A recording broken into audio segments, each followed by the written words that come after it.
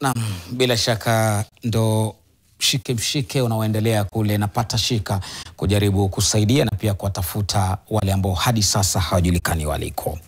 Na moja kwa moja mtazamaji, ni kwamba kiungo wa shule ya upili ya Bukembe ya kaunti ya Bungoma Jackson Sikuku amepata nafasi adimu ya kujiunga na akademia ya NASTIC ambayo yatakuwa makao yake mapya Uhispania Januari mwaka ujao. Sikuku ndiye anayetupambia makala ya Jungu Kuu la Spoti Alhamisi hii.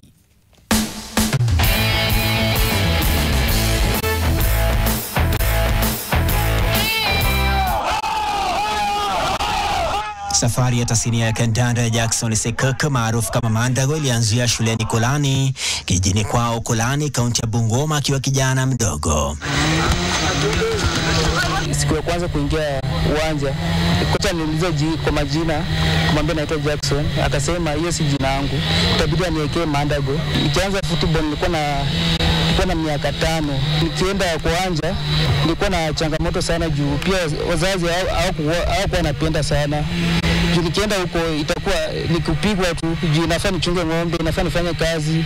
Ndoto ya Mandago ya kuwa mwanasoka mahiri ilichukua mkondo wa ufanisi alipojiunga na shule ya sekondari ya Bukembe.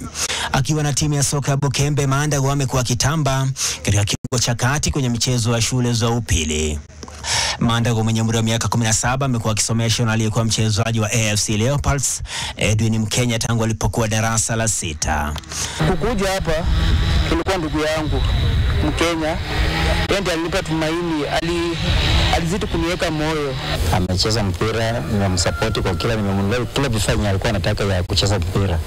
Nimemnunulia viatu original hizo, nikampea na mpira, tukienda kwa nyumba siko kila asubuhi jioni nilikuwa naenda naye kwa uwanja kumfundisha mazoezi. Amekuwa kijana wa heshima sana. Nyota huyu aling'aa kwenye kinyang'anyiro kilichoandaliwa na akademia ya NASTIC ya Uhispania kwa ushirikiano na mbunge Kabuchai Majimbo Kalasinga. Na hapo ndipo yeye na wenzake 4 kutoka shule ya Bukembe waliteuliwa kujiunga na NASTIC Januari mwaka ujao baada ya kuhitimisha mitihani yao ya kidato cha 4. Nilikuwa naomba siku moja nitaweza kuchezea timu ya Premier ya England. Hiyo ndio ilikuwa maombi yangu. Lakini kwa sasa shukuru pia Mungu, majibu yangu imeweza kuchibia. Inaonekana kama ni talent yenye ilitoka kwa damu, kwa maana babu wake anayeitwa Jackson Wafuko alikuwa mchezaji na alikuwa mpenda soka sana. Hata mimi wakati nilipokuwa kwa primary school nilikuwa nikicheza, lakini nikafika mahali fulani vile ningia kwa secondary sikucheza.